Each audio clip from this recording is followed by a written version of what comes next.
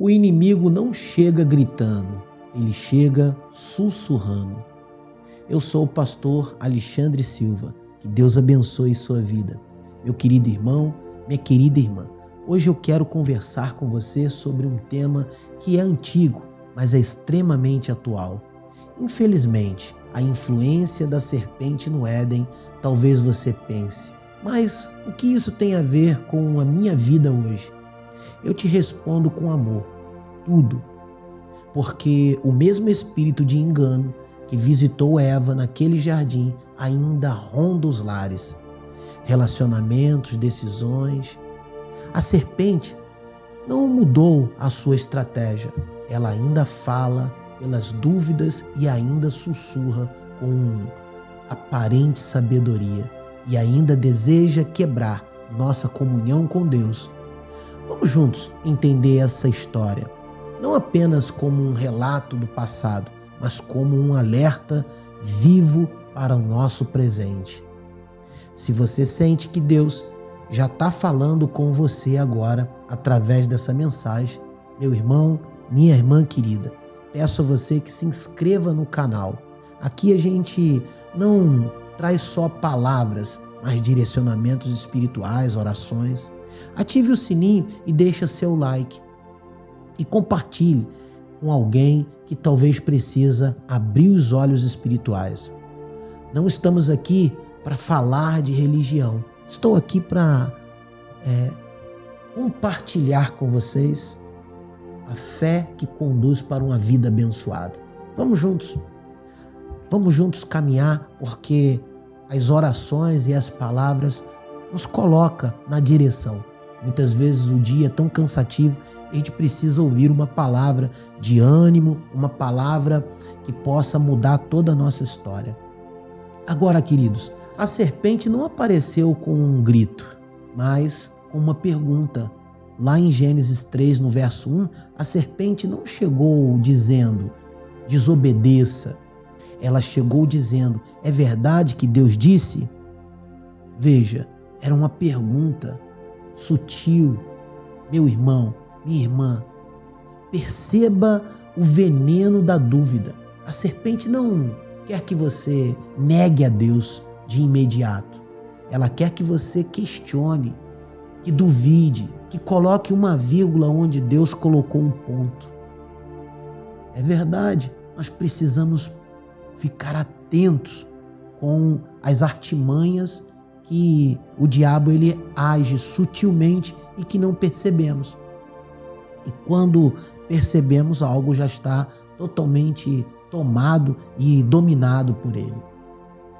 Ora, a serpente era a mais astuta de todos os animais do campo que o Senhor Deus tinha feito. Está em Gênesis, no capítulo 3. Amados, a dúvida é o útero do pecado. O que começa com um será pode terminar em destruição. Quando a gente coloca uma dúvida, se lança uma dúvida em nossa mente, a gente passa a questionar. E Eva olhou para o fruto e viu que era agradável aos olhos e desejável para dar um entendimento, sabe? Queridos, meu irmão, minha irmã, o diabo sabe onde colocar o brilho. Ele sabe mostrar o que seduz e não o que destrói. Ele nunca vai vir e vai te mostrar as armas da destruição. Ele vai sempre te seduzir a um engano que gera outro engano, que gera outro engano, e quando você vê, você está totalmente dominado. Hoje ele continua oferecendo o mesmo fruto, em forma de relacionamentos tóxicos, sabe? Proposta financeira que afastam de Deus, trabalhos que prometem realizações, mas levam à queda. São coisas que a gente vai analisando durante a nossa vida e nós vamos percebendo que as mesmas artimanhas de Satanás estão sendo usadas hoje. O pastor John Bevere, no seu livro a armadilha de Satanás, ele afirma categoricamente: o engano é perigoso, porque o enganado não sabe que está sendo enganado. Se você quiser adquirir esse livro, tem o link dele aqui na descrição, no Senhor Livro, que indica e que mostra como as artimanhas de Satanás estão muito atual no dia de hoje, e sempre pela sutileza. Meu irmão, minha irmã, ore todos os dias, peça a Deus, diga: Senhor, me dá discernimento para enxergar o que está por trás dos brilhos, do encantamento, da sutileza. Peça a Deus. Certa vez, aqui na igreja, uma jovem chegou para mim toda contente, que era o primeiro namoradinho dela, e ela estava toda feliz, sabe? Porque ela tinha encontrado uma pessoa que ela achava tão legal e tal, e veio falar comigo o que eu achava da pessoa, né? E ela foi me dando as características, eu falei para trazer o rapaz aqui e tal, e ela me perguntou: como é que eu sei se essa é a pessoa certa? Aí eu disse uma frase para ela, disse: você não sabe, Deus vai revelar para você. E ela falou: mas como é isso? Aí eu disse para ela: faz essa seguinte oração, diga para o Senhor revelar quem realmente Ele é. E Deus vai falar isso, vai fazer isso para você. Deus vai te dar um sonho, uma visão, alguma coisa vai acontecer. E você vai perceber. E o tempo passou e não chegou muito tempo não, eu não sei precisar você se foi 1 mês, 2 meses, eu não sei te dizer. Mas foi um tempinho. Ela chegou aqui, veio correndo assustada, ela estudava de manhã e assim que ela chegou da escola, ela passou aqui e começou a me contar o sonho. Ela tinha sonhado que ele estava vindo na direção dela, que ele estava correndo em direção dela. E ela viu ele vindo e abriu os braços, sabe, para abraçá-lo. E ele passou por dentro dela, isso no sonho. E ela sentiu um frio, uma frieza, uma coisa assim. E ela olhou para trás. Quando ela olhou para trás, ela viu uma caveira correndo, andando. E aí ela ficou assustada e veio falar isso comigo. Eu disse para ela: olha, Deus já te mostrou. Você não está pedindo para Deus trazer a revelação de quem é essa pessoa? E aí eu falei: ó, Deus já mostrou, é trevas. E aí conversa vai, o tempo passou, e aí eu não sei te precisar também quanto tempo ela ficou ainda com esse rapaz. Eu sei que teve um tempo que ela terminou. E depois ela descobriu que ele namorava ela e tinha um relacionamento com a outra, que engravidou a outra e teve um problema. E eu disse para ela: tá vendo? Deus estava te avisando quem realmente ele é. Então a oração, ela faz com que a gente possa se libertar de muitas seduções que tem por aí. E todas elas têm uma serpente, né? Um mal por trás disso tudo. O campo de batalha é a mente, amados. A mente é que começa as forças ocultas a trabalhar. E Deus também trabalha na mente. A serpente não tocou Eva. Ela apenas falou. A batalha não está no campo físico, mas no campo mental. É assim que o inimigo trabalha até o dia de hoje. Ele quer mexer com sua mente, te convencer de que Deus está te privando de algo, que você merece mais do que tem, que a obediência ela atrasa. Então, vendo a mulher, né, Eva, vendo que a árvore era boa para se consumir, isso está em Gênesis 3, no verso 6, ela toma uma decisão, e a decisão do pecado começou antes da mão tocar no fruto. Começou no pensamento, na semente da dúvida que a serpente lançou. Antes de Adão cair no chão, ele caiu no pensamento. Ele caiu no engano da sua própria mente. Mas antes foi lançado a semente para dar germinar esse fruto da dúvida e da queda. O pecado, quando é consumado, ele quebra o ambiente, né? Não só a pessoa, depois da queda, Adão e Eva, eles se esconderam. Se esconderam. O relacionamento com Deus foi rompido. E o ambiente do Éden começou a se perder para eles. A Bíblia fala que Deus, todo final de tarde, Deus ia ter uma conversa, uma reunião. Eles escutavam os passos de Deus no jardim. Olha que interessante isso. Esse contato, essa comunhão com Deus. Isso foi perdido lá no jardim. E a quantidade de pessoas hoje não tem mais essa comunhão, não sente prazer em ir para a igreja. Ela acha que é fardo, ela não se sente bem, ela não consegue ler a palavra de Deus, ela não consegue orar, tem um espírito de inquietação. Meu irmão, minha irmã, o pecado não destrói somente o que comete o pecado. Ele não destrói somente quem comete o pecado. Ele contamina tudo o que está ao redor. Quantos lares perdem a presença de Deus porque permitiram que uma dúvida, um desejo errado, uma mentira, sabe? Uma mentira da serpente acaba contaminando toda a casa. Em Gênesis, no capítulo 3, no versículo 10, propriamente dito, Adão vai dizer: eu ouvi tua voz no jardim e temi. Eu ouvi a tua voz no jardim. Só que a voz do jardim era constante, era sempre. E por que veio o temor? Por causa do erro. Porque havia uma ordem expressa: daquele fruto não comereis, não coma. E Deus manda a gente também tomar atitudes em relação ao pecado, né? A desobediência. Queridos, o pecado é só transgredir a palavra do Senhor. Somente isso. Quando você desobedece, você está pecando. Quando o pecado entra, a vergonha entra junto.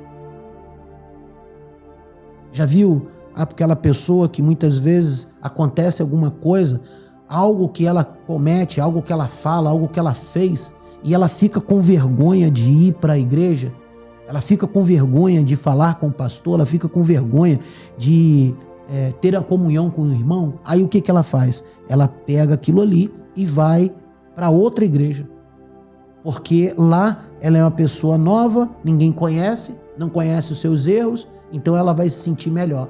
Só que quando ela está encralacada com a voz da serpente, a voz do engano, ela vai mais cedo ou mais tarde cometer os mesmos erros lá. E aí sai daquela, vai para outra, sai da outra, vai para outra, sai da outra, vai para outra, e vai ter uma hora que não vai ter lugar nenhum onde ficar. E aí ela começa a ficar paralisada no seu lar, achando que todas as igrejas e todas as portas são ruins. Você já reparou? Tudo por causa de uma sedução. Amados, a voz de Deus não mudou. O que mudou é o nosso lugar quando erramos. Quando nós erramos é que o problema começa. Mas há um fio de esperança mesmo depois da queda. Deus não virou as costas. Ele procurou o homem. Ele perguntou: onde estás? Irmão, irmã, isso é graça.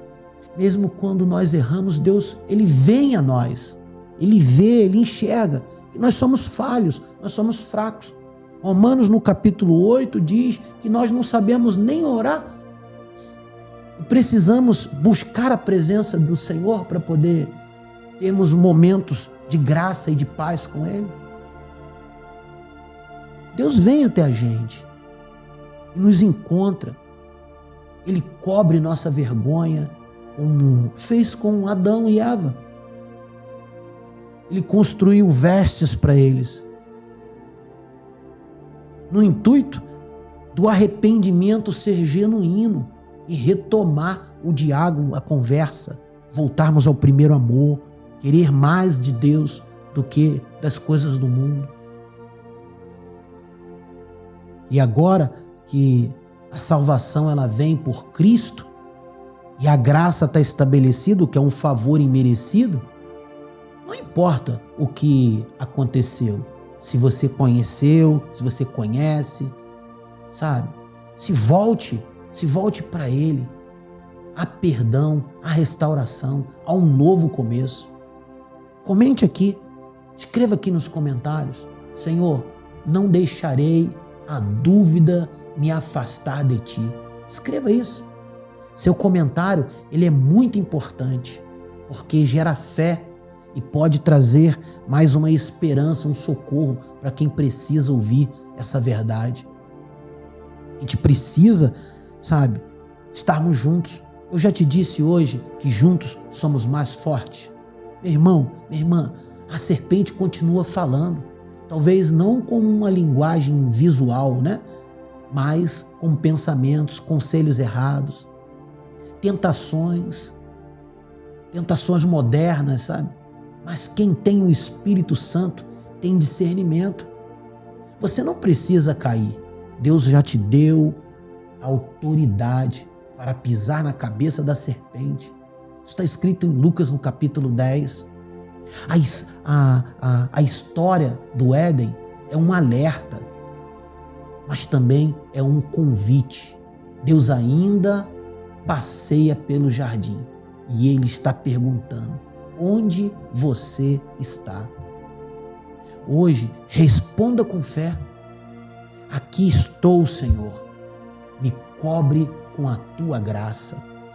Fala com Ele, porque quando nós nos expressamos com sinceridade, com honestidade, com verdade, Deus começa a atuar na nossa vida. Meu querido, minha querida, meu irmão, minha irmã, agora é um momento de entregarmos tudo nas mãos de Deus em oração.